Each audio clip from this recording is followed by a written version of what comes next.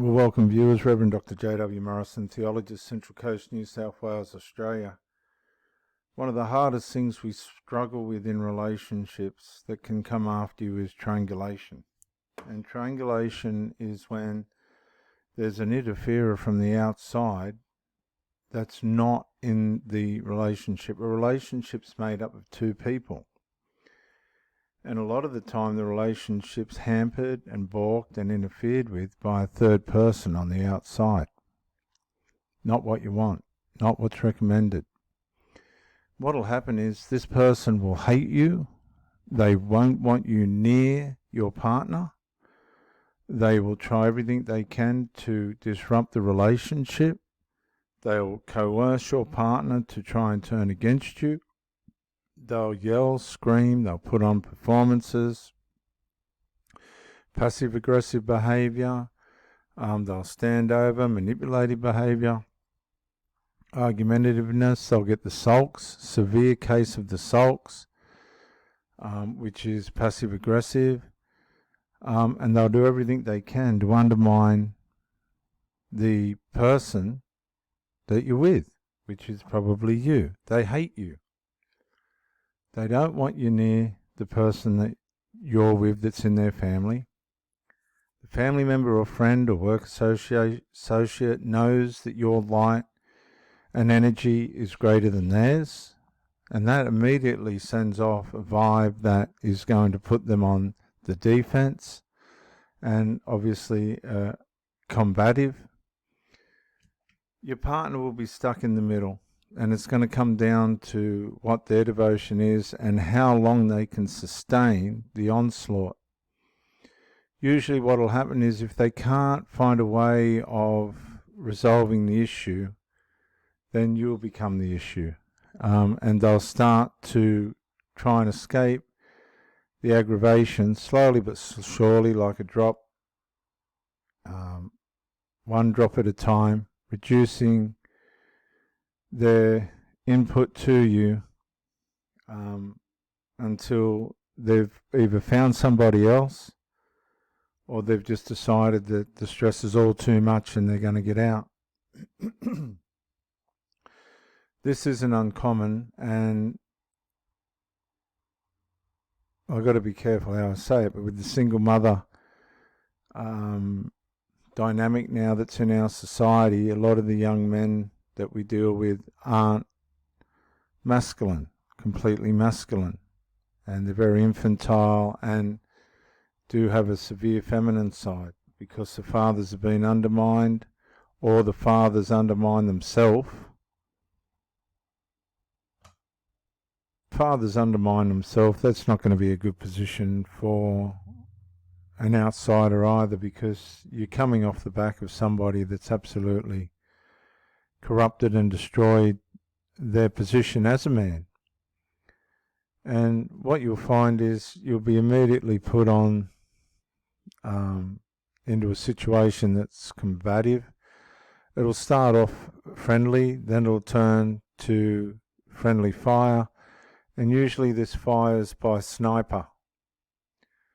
The person really won't have the courage to tell you straight up that they hate you and they don't want you near their family member, and all of a sudden now you've got a situation where your family member's caught between two people, and it's going to find it very difficult to resolve that problem. Now, when you get to my age, 50, 57, whatever it is, even 30, 35, 40, 45, 50, you don't want to be messing up relationships. You don't want to be with people that are going to try and undermine your relationships, or around them at least. Because ultimately, if it is a family member, your partner is going to struggle. They're going to have their loyalties tested. If they don't know how to set up boundaries, which is usually what this is a consequence of, they're going to have tremendous trouble trying to bring resolve. If they can't bring resolve, and usually they don't, they let time wear away at it to see what's going to happen, And this doesn't help anybody either, because while the thing could be resolved by a simple confrontation and things put in order via authority, this ain't usually what happens. And when that don't happen, that's the first red flag that these people really just ain't going to be able to adapt. They're maladaptive. They're too committed to each other as a family to really bring order to a situation where you're going to fit in.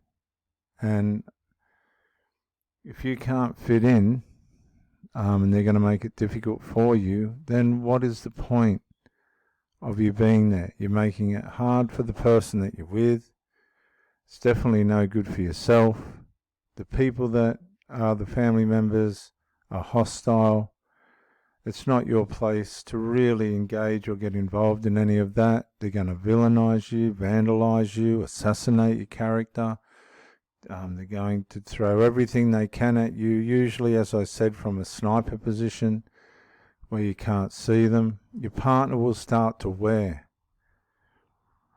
And that's just unfortunate. And you've got to go, well, I'm beat. I'm just beat.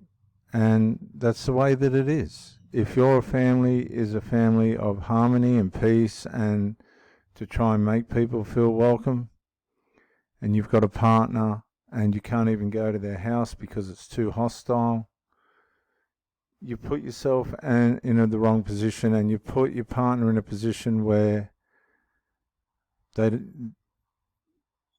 not going to work for them. Now, I've experienced this a couple of times now, and I know how horrible and dark the energy is. I've watched the people that I've been with, the women that I've been with, slowly disintegrate psychologically. And what we've got to realise is it's not fair on them either. You know, we're all too self-centred. I've got to make this work. And you want things to work.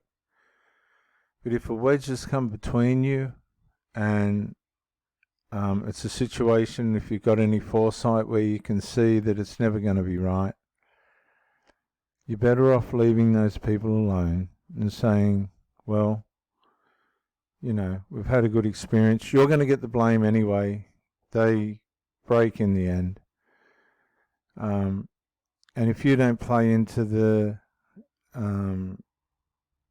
narcissist's collapse, then you're really going to get it's going to be payback day will come one way or another, and the relationship will suffer. They hate you. They don't want you around. Your energy is much lighter than what theirs is. If you're doing the right thing and you're trying to present yourself properly, and these people just are not reciprocal, you have put yourself in a place that's wrong, where you don't belong, and you're just going to have to, as far as I'm concerned, you can stay there and grin and bear it and shut up, or you've got to get out. You've got to get out and cut your losses, be on your own, and maybe one day someone else might come along that suits. What you'll find is with the dating websites, it's like menu log. You order your meal, they tell you what's on the menu, you order your meal, and you turn up, and then you've got to work out what the contents of that meal really is. If you haven't been catfished, that means if somebody hasn't put pictures up of themselves that ain't real and all that.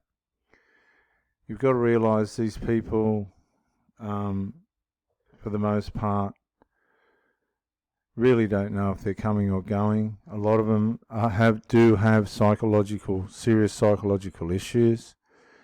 A lot of them are predators. A lot of them are never going to settle down with anybody. It doesn't matter who you are or what you do. They don't know how to resolve or take accountability. They just, it's pretty bad. And you've just got to, I don't know what the answer to this is. I really don't know what the answer to these problems are. For me, as much as I don't like it, I've decided just to be on my own. It's too damaging when you meet someone and then the next thing you know, you're getting on well with that person, but everything else around you is collapsing because of interferers and other stuff that just can't be brought into line. And I know I'm talking to someone that needs to hear this. And I'm just not prepared to stay with someone that's not working for the benefit of the relationship, because in the end, that shows you that their value isn't really all there. I'll tell you one thing, right? And I was not a mummy's boy. My mother never, ever, ever let us interfere in her business. But today, there's so many interferers. You're just a punching bag for these people. And that's not how it's meant to be. This is Rev Dr. J.W. Morrison, theologist, Central Coast, New South Wales, Australia. Bye for now.